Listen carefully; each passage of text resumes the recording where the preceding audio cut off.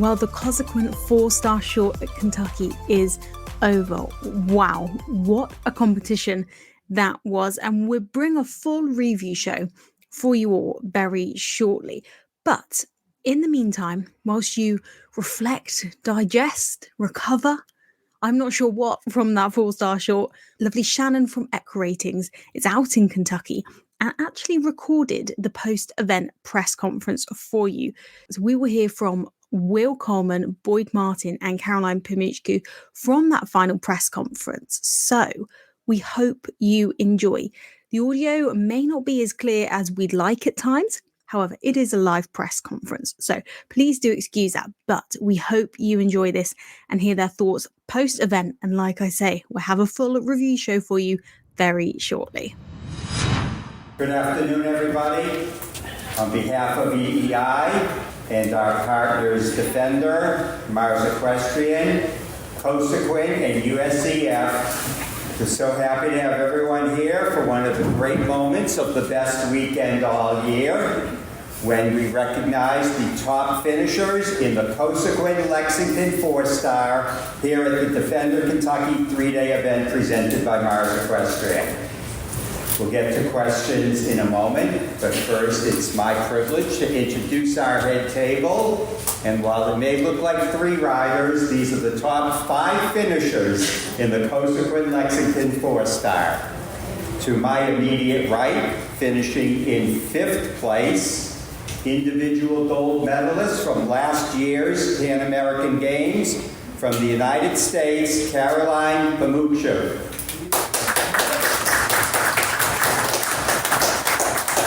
At my far right, finishing in 2nd and 4th, 2-time Olympic veteran from the United States, Boyd Martin.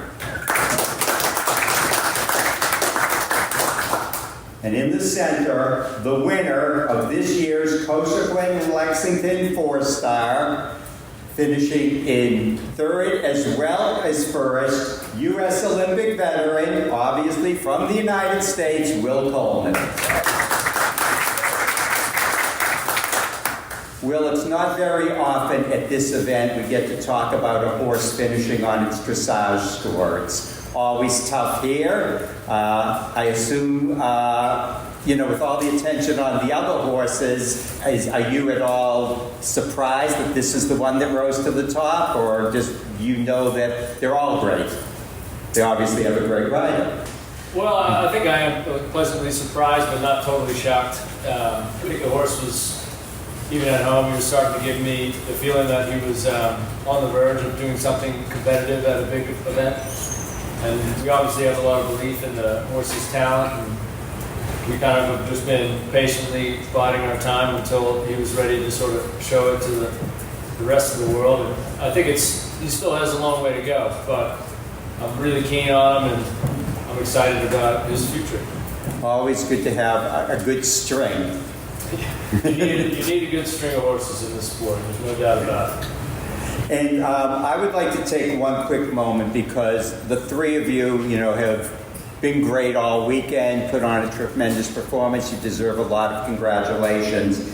And I would like to introduce someone who would like to offer personal congratulations to you for the performances that you had all week long. I'd like to call up, please, the Director of Equine for Cosequin, Dr. Ethan Sutherland.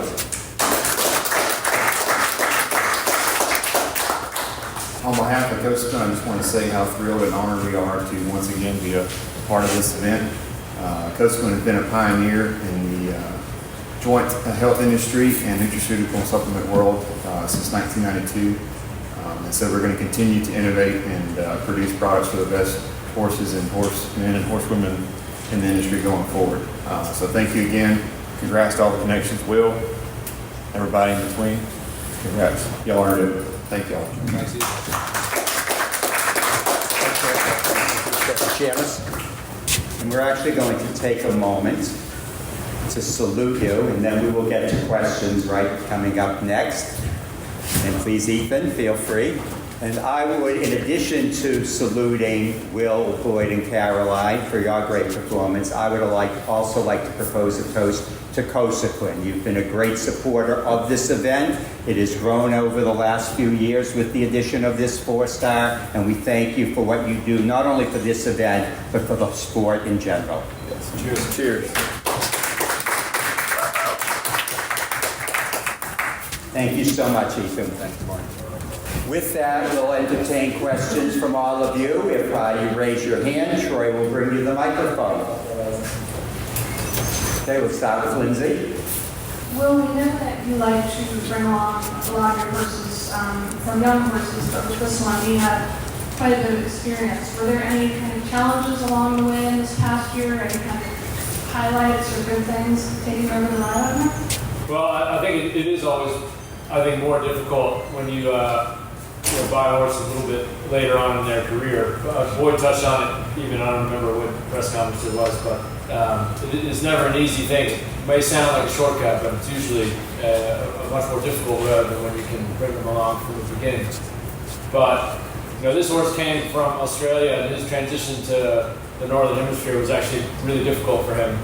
So for most of last year, we honestly just struggled to kind of feel like he was, just his, normal self. He, just had various kind of issues just adjusting to life in a different hemisphere. And I think the season changed and all that kind of stuff. He definitely, it took a toll on him. So we were just really patient. We couldn't really do a whole lot with him last year. And we sort of just waited for him to kind of tell us when he was sort of feeling like he was ready to go and start competing again.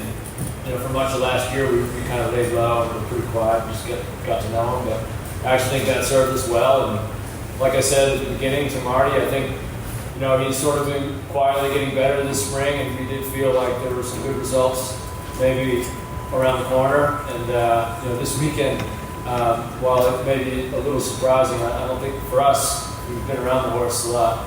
We feel like something like this was sort of getting closer. Next question, Melissa. And how your horses went this weekend? Do you feel like you have one that you see as your front runner for Paris? Who are you asking? I think everybody. Y'all can answer that because it's the same question for all of you. But I'm curious, as in the run-up to the Olympics, the performances that these horses gave, because all three of you have stables of excellent horses. Did this event give you an idea of which of your horses you think is best suited for Paris if you get called up? I can go.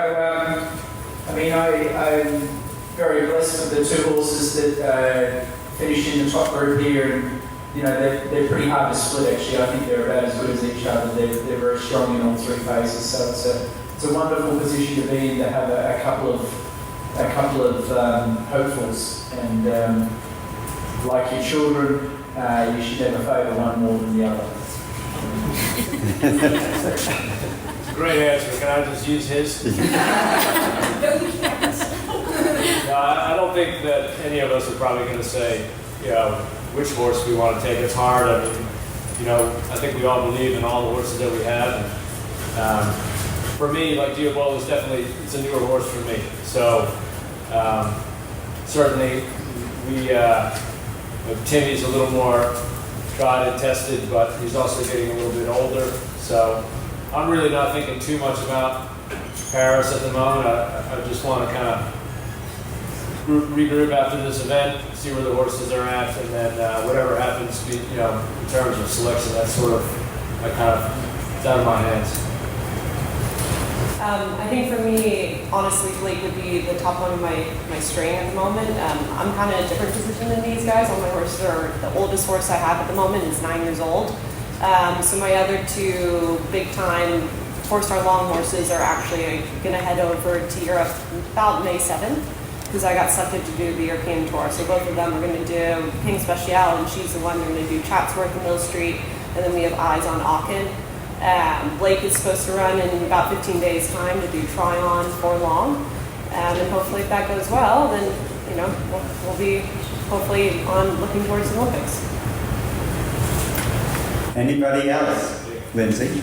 Can any or all of you comment just today on the show jump course, just how it rode, and a bit about the atmosphere? I think it was a great course. The top jumpers all jumped well. The time was a little bit tight. You had to sort of scoot around the corners, and I thought it was a good track. Yeah, I think Steve builds some of the best courses we jump. I mean, we don't get to jump in very often. It's really only here that we see Steve Stevens, but he's a legend in course design. And the way he uses the stadium is just really unique. I think from all the people that have designed here, I think he builds some of the best tracks we do, and the stadium is always electric. It definitely felt like it was one of the longer courses. Pan Am's and this to me would be one of the longer courses I've done recently. I would say Carolina and the past few four shorts I've done pretty minimal elements, and so it's nice to go around the track and actually practice galloping, and it's lovely. Anyone else? Kimberly? Particularly for Boyd and Will, I think this is probably one of the biggest crowds that either of your horses have seen. Can you just talk a little bit about how you felt they handled it? Yeah, I think I've been lucky enough to compete all over the world, and from the Southern Hemisphere to Europe and America, and there's no question American crowds are the best anywhere in the world. They love their sport. They cheer when things go well. They even cheer when things go bad. And it's a wonderful atmosphere, I think, here at Kentucky, and it's almost a bit of a letdown when you go to the other 5 stars in Europe. So Boyd's going to just speak on behalf of all of you. It's kind of a wrap-up question. Obviously, Caroline has told us what her plan is after this. So outside of the Olympics, just assuming that your guys recover well, what's next for your 2 horses each? I think I'm in a wonderful position with Commando 3 and Federman B. Obviously, the Olympic Games is now it's like it could be real. There's Le Mans 5-star, which I'd love to win that, and then there's Arc and 4-star short, and I think my 2 horses would be that'd be perfect. But I don't think this run put much out of them, so I think those are the 3 events coming up in the next couple of months that I'd hopefully be seeing them at. Very similar. Diabolo was targeting Lemuelin as well, and if anything, as far as off the record, if anything, he would probably head for Lemuelin too. The Olympics weren't in the cards. So Aaken's an event I would go every year if they let me. So I would say very similar in terms of kind of what's next on the horizon for our horses. But we'll kind of take kind of a couple weeks here to regroup, and like Boyd's, I think this weekend didn't take too much out of my guys, and I think that they'll enjoy a little downtime for a couple of weeks, and then we'll start gearing up for one of those bigger events. Thank you. Take back to Melissa, and we'll be wrapping up in a moment.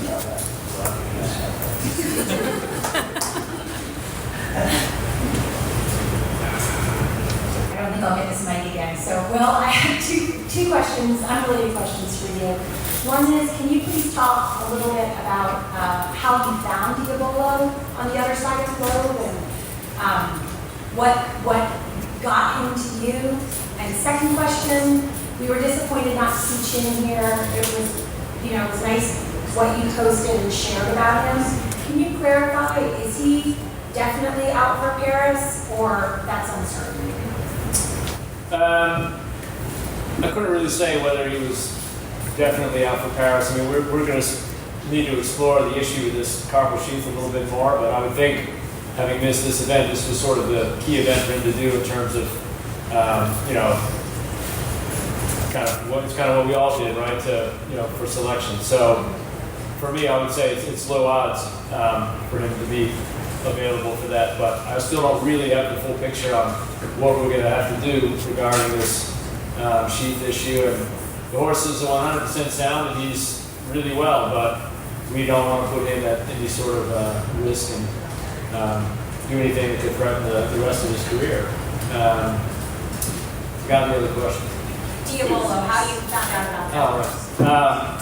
We just got an email. A lady in Australia named Sharon Ridgway, who sources a lot of horses for people. She was representing the horse for the Tinnies and sent me, and I'm assuming a lot of other people, an email with him listed for sale. And to be honest, I get emails like that all the time, and I usually throw them straight in the trash, just because if I don't know the person or have any, I mean, maybe not go in the trash, but I usually just kind of take a quick glance and whatever. But Katie actually was looking through some of the videos that she sent, and she said, I think this horse is kind of interesting. I think you might need to go and look at this one. And really, it was her that kind of said, Will, why don't you sit down and look at this with me? I think this is a pretty interesting horse. And so, anyways, we went down to Australia, not Katie, actually it was just me and my dad. I wanted someone to go with me, and my dad had never been to Australia, so he said, hey, I'll go. And we went for 3 days. Which is pretty brutal. I know I've never flown to Australia, but it's a long ways. And it about killed my dad, but we had a great time. And they were right outside of Sydney. I'd never been to Australia before. I came back and we were telling Boyd how I thought Sydney was one of the coolest cities I'd ever been to. So, kind of a cool trip. Ended up finding this horse. Happy ending, but it was quite an adventure. Cool. Caroline, Boyd, Will, we congratulate the three of you on great performances. We wish you best of luck throughout this spring, summer, and this year. Dr. Sutherland, we want to thank you so much for what Cosequin does for this event and for the sport of eventing and equestrian sports in general. We thank you so much, and we thank the three of you for coming up, and best of luck all year. Thanks, Mark.